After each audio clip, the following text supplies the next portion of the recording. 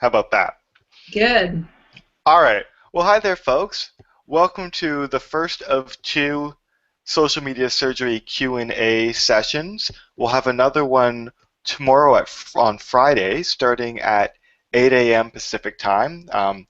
That will be for the folks in Europe and those who are in other kinds of ridiculous time zones. But today I've got Amanda from Burlington here who has been holding a surgery once a month since, how long have you been doing this? Um, Probably since last summer. So about once a month since July, maybe even before, maybe July. I don't know. Right. But in summary, basically a grizzled veteran, like, has got the war wounds, has Grizzly, recovered, yes. and can tell you all the stories of how to hold a surgery since she's been taking these surgeries on the road, and she'll tell you more about that today. But first of all, I'm just going to tell you a little bit more about the social media surgery. What is it? How can you host one? All that jazz. So this is the high-level summary stolen from socialmediasurgery.com. And it basically says that surgeries are these informal drop-in sessions with a real emphasis on informal, where we connect volunteers from our community with people who want help. It's pretty simple. It is basically a standard one-on-one office hours volunteer session, but with a funny name and costumes, just to make it a little sexier. So, and social media surgeries were developed in the UK, and we've stolen them and have started to bring them across the NetSquared network because we found it's a really great way for us to explain the kind of volunteering that we do, and it offers hands-on help to members of our community. So as I said, for informal and ridiculous, this is a picture from me from my last social media surgery where we fixed someone's phone and told them how to do some calendaring syncing. Eli, I don't see the slides. Oh, okay. So I That's thought, good to know. Huh. Wonder what happened. Let me take a look at that. Let's go into little screen share. Oh, maybe because I took it into full screen, it didn't like that. How about that? yes, there you go. Perfect. Let's not mess with this then. It works. We're not going to play with it. Yeah. So you say, well, that's great. What does the social media surgery look like? And they're pretty loose and informal. Usually what we do is we gather together in a room, be it the back of a cafe or maybe a restaurant or someone's office after hours or maybe in someone's fancy conference space. Whatever you've got available, but it doesn't need to be a super complex space. And then we bring people together after an introduction where we get to find out what people want to know about. And there you do a pairing of your surgeons with your patients. And that can again just be like, hey, I want to learn about this. And Johnny's like, I'm all about that. Boom, connect them together. Those pairings are often 30 minutes long, although Amanda will tell you what a different variant on that she's doing. And those sessions can often be either one-on-one or they may turn into group discussions. Again, you're going to sort of feel at your crowd and you're going to have a bit of both going on. So the recipe is really simple. There's 4 elements to it. You just need a space. Wi-Fi's nice, but not actually even required at the end of the day. You need a surgery manager, which is likely going to be you as the host. That's basically someone to say hello and help with the pairing of patients and surgeons. Then you're going to need at least one volunteer surgeon and at least one attendee. You got those 4 things, you're off to the races. So as I said, these rooms can be a little bit of whatever, but often those are public spaces. So if there is like a space in like your students' union lobby that is unpoliced and they aren't going to kick you out of, excellent. Why not meet there? As for your surgeons, you'll probably already have those people in your community. They can be your friends or maybe the previous presenters who have already done something with your NetSquared group. They could be local consultants. You may actually be able to just steal them all from like a social media club or Hoot Up or any kind of social media focused meetup group. Just go to your meetup in your city, search for social media, look for the biggest group, and do some recruiting right from there. Another way I've done recruiting of surgeons is I've gone to the local business and marketing schools, which often have social media focused classes, and the kids are young and know things because that's what young people do. And I've just stolen groups of surgeons from that area as well. There you go. See, look at us having good times. So we have some additional resources just to make this thing real easy for you. So we have already pre-written a whole bunch of invitations and marketing copy for these events. So we've got an email invitation to your attendees written up and available on the Organizer's Handbook wiki. We've also got a meetup.com event description that you can cut and paste. And we've also got a recruitment email for your surgeons so you can basically, once again, cut and paste, fill in their first name and say like, "Dear surgeon, blah, we want you, here's all the great reasons why." We also have got poster templates available. And these are just standard little PDFs with blank fields that you can fill in on your computer. Then you can save it, print it, put it up in your venue. And it's another good way to promote the venue or the event. And the final thing we've got is social media surgery kits.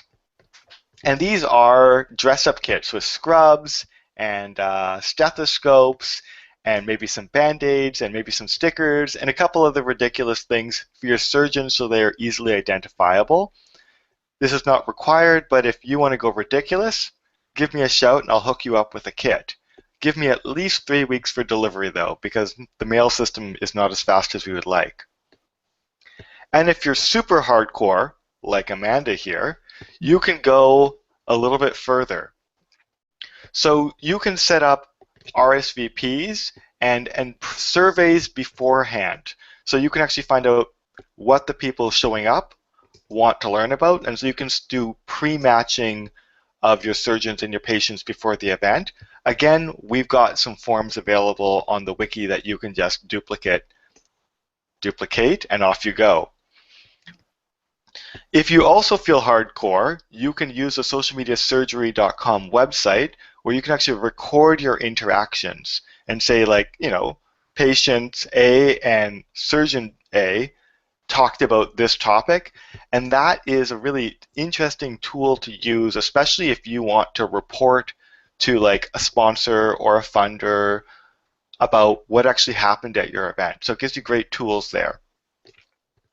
Another thing you can do is you can create short testimonial videos with your patients after they've actually learned something. And that is a really useful marketing tool for your next event.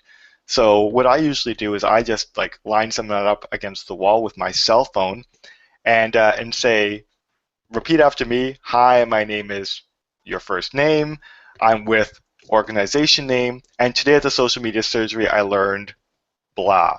And so these are usually like 20 to 30 second videos. They're not long, they're not complicated, but they give you a good sense, once you've done 4 or 5 of those, of what people are actually learning at your events, and it's useful for sharing with your potential surgeons and patients if they want to find out a little bit more about like, okay, it's a nice idea, but what does this actually look like? So that is my quick and dirty overview. I see there are a couple of viewers in here now. If you are actually inside, like Joyce, you can use your voice to ask questions. Otherwise, you can put things into the chat, and hopefully that's going to show up here as well.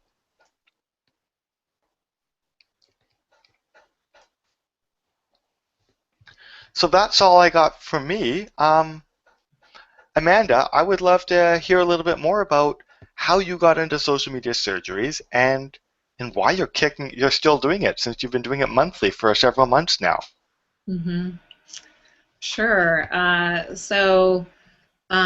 first heard about social media surgeries through another NetSquared organizer, Steve Flowers, who's in Manchester and has been doing social media surgeries enthusiastically for a while now. And I vowed that Burlington would be the first community to bring, in the U.S., to bring social media surgery. And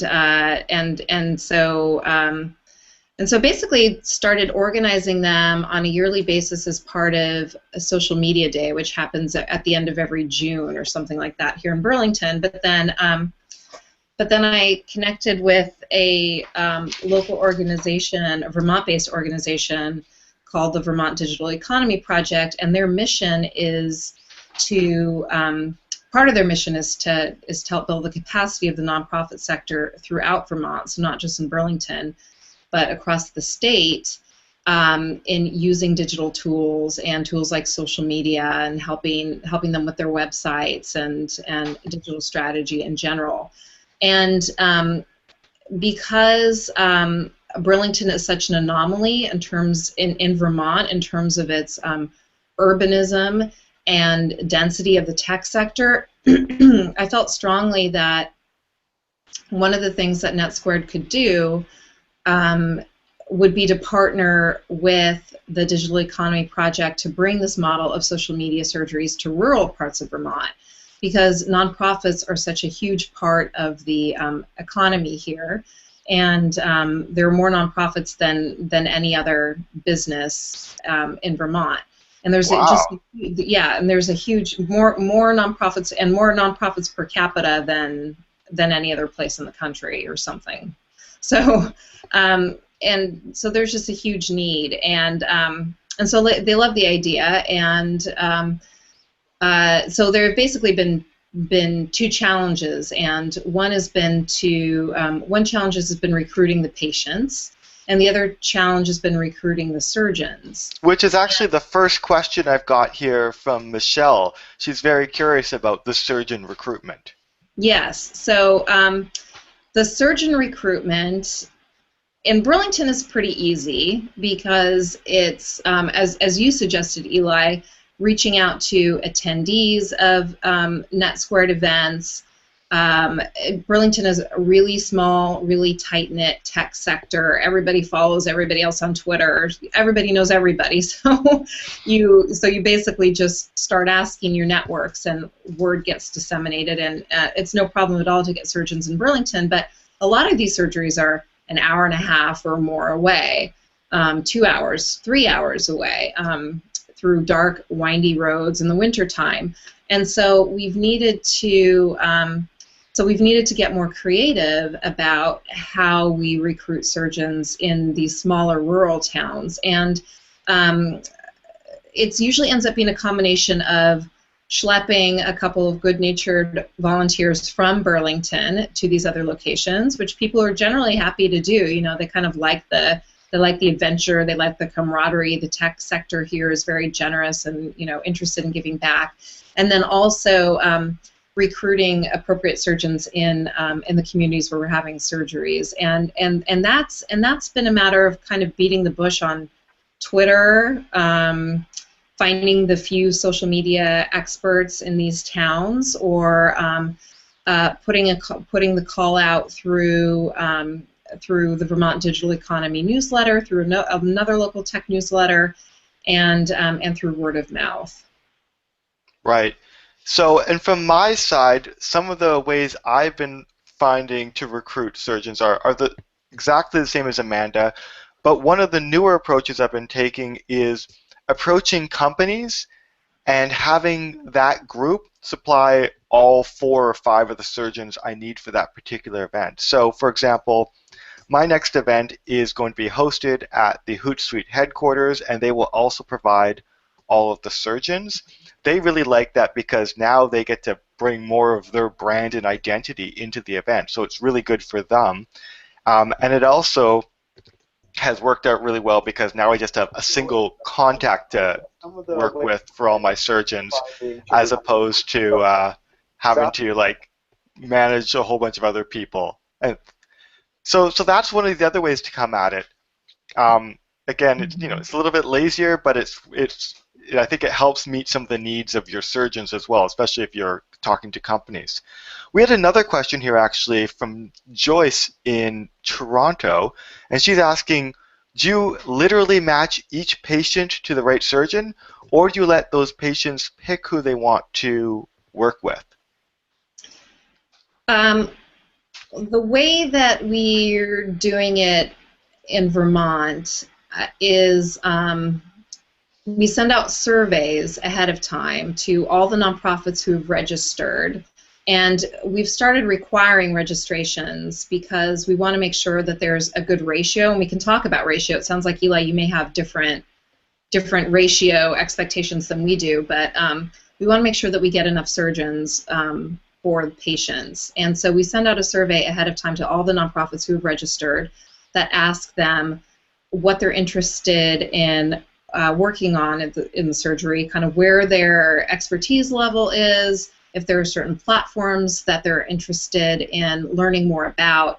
And then we group them with the surgeons based on what the surgeons' expertise is or what they're interested in working on, and we try to keep it to no more than a 3-to-1 ratio, so 1 surgeon for 3 patients.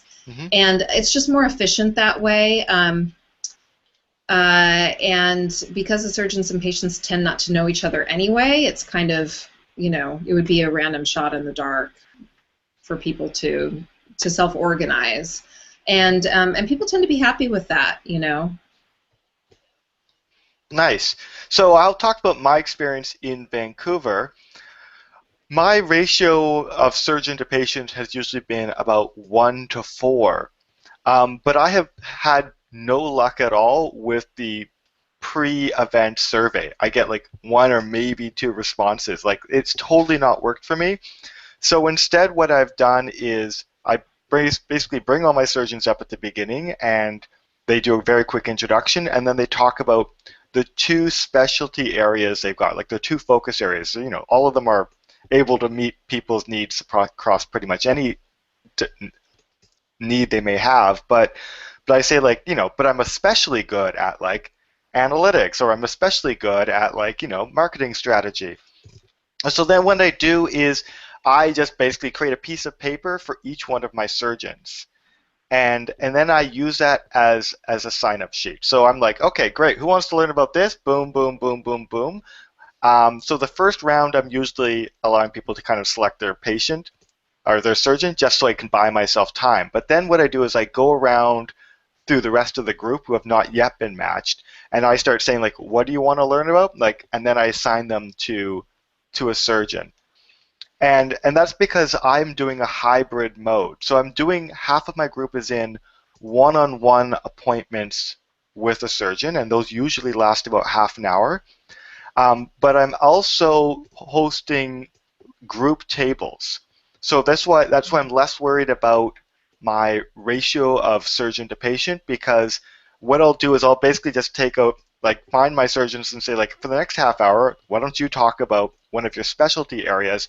I set up basically like a little table tent card, fold a piece of paper in half and say, like, analytics at this table, and people show up at those tables and have that discussion, and then we swap those out at the next round, or sometimes if the subject is really hot, we'll just keep it going. So mine has been this real hybrid model, where it starts a little rough at the beginning, but it starts taking care of itself as we move along. It's sort of been our approach. I've got another question here. This is again from Joyce, and she asks, do you find recruiting surgeons in person, i.e. calling them or meeting them, is more effective than the social media recruitment? How's that worked for you? Like, where are you finding your solid surgeons? Oh, I mean, I think Vermont is just a special case because people just enthusiastically, whether it's over Twitter or email or whatever it is, just say, sure, I'll do it. Yes, sign me up. Um, so yeah, there really hasn't been an issue. I don't know about you, Eli. I would say I have done very little direct surgeon recruiting myself. It's almost always been through one of my partners. Like I'll find one or two highly connected people, like the chair of the local social media club, or someone who is running some other sort of central point, like basically a net squared but for social media focus. And like often these people are coming from the marketing world. And those are the people who have been doing my recruiting for me. So I've trusted those people and it's worked out really well. But again, you'll see I'm taking the lazy approach, which is like, let someone else manage all that stuff and do all the recruiting for me. There is no lazy approach. But in that case, I think most of that recruiting has been done through personal relationships because it allows us to make sure that the people who are just maybe a little odd or maybe not really cut out for direct people support are just naturally filtered out that way. Because I know you've had a bit more of a challenge around that because you're showing up without the same strong relationships because you've been doing the road show. hmm Yeah, for sure.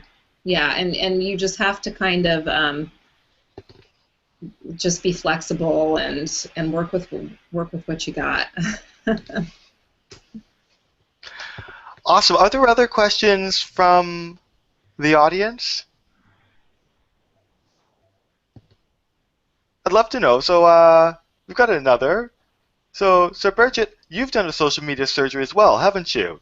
And I think you're currently on mute. Let me take you off. Well, hi everybody. Hi there. We did the first social media surgery kind of event on in September, and that was pretty much following the model of a table, and then people going from table to table.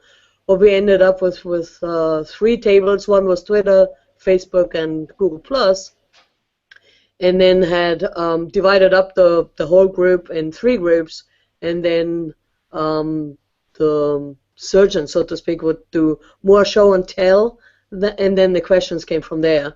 It was more like the basics, kind of how do I share on Twitter, how do I share on Facebook, and how do I share on Google Plus. And then we had a whole group session where we then talked about hashtags. So that was the September event, and the event that's coming up on Monday, not Monday, February 4th, is, yeah, we're kind of still trying to hash it out.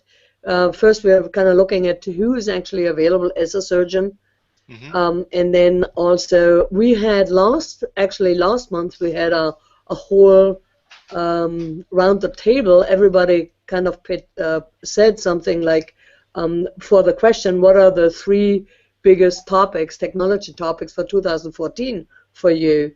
And we got a lot of input there from, yeah, it's social media, it's how to kind of put it all together. So we said, okay, that fits right into what we're doing next month with the social media surgery. So we'll probably start out with a group similar to what you said before, where we say, okay, list all the questions that you have, and then hand over the paper to the other group and see if there are in the group people in there that can answer those questions and kind of figure that out. And what's not solved in the group will then be pitched to the surgeon, so to speak, and kind of do it that way, so people can learn from each other. It's not just kind of them versus us or the other way around. Right. So it's like more, and people can actually learn so much more when they try to explain something to other people. So that's that kind of idea. Yeah, we're still trying to flesh that out in terms of time and how it's kind of moved. But James, our co-host, is pretty experienced in doing these kind of group facilitations. Right. I think it's going to work out just fine. And I'm trying to get our expertise a little broader with people that are in the community. Right. And I think that that's something that I've seen is there are usually not a lot of super complicated high-level questions. I think it is definitely our audience has been people who are just starting their learning journeys. They're just trying to figure out, like, what is this thing? Everyone's talking about it. How does that actually fit within my work? Yeah, it's more like okay, I know how to share now, but but what are the little arrows and the little different kind of settings that I can do that I don't have time to explore, but they have quite a need to learn more or have a problem to solve, and yeah, you're right. But that's what I always have to say to people. Like, I don't know if I could be a surgeon. Like, I don't think I know enough. I'm like, you'll be fine. Pretty much, anyone who spends a fair bit of time in this has got enough depth of knowledge to act as a surgeon. We can find them the right person. They need to know just a little bit more than the last person. Right. So we are at the end of our half hour that I've assigned for this. So thank you so much for showing up and being part of this experiment. This is the first time I played with this little Q&A thing, which is actually pretty nifty. I'm actually like, oh, yeah, let's do that again. That was fun. Amanda, thank you so much for coming and sharing your experience as well. Thank you, Eli. Good to meet you, Amanda. Yeah, good to meet you, Bridget. Where are you located? I'm in Naples, Florida. Oh, okay. And I'm planning a trip with my in-laws. They're coming over from Germany to kind of traveling up and down the East Coast. So Vermont is definitely one of our highlights over there. Oh, yeah. And also, the two of you will also be at the NTC conference as well. So that'll be another chance for us to connect the wider community. Excellent. Yeah, great. Excellent. Looking forward to it. Yes, me too. Thank you. Thank you. Thanks, Eli. Fabulous. So George, have a really great day. Enjoy your afternoon, since you guys are all in other time zones. And I'll miss you all, but I'll catch you soon. All right. You do that. All right, catch ya. Bye. Bye, Joyce.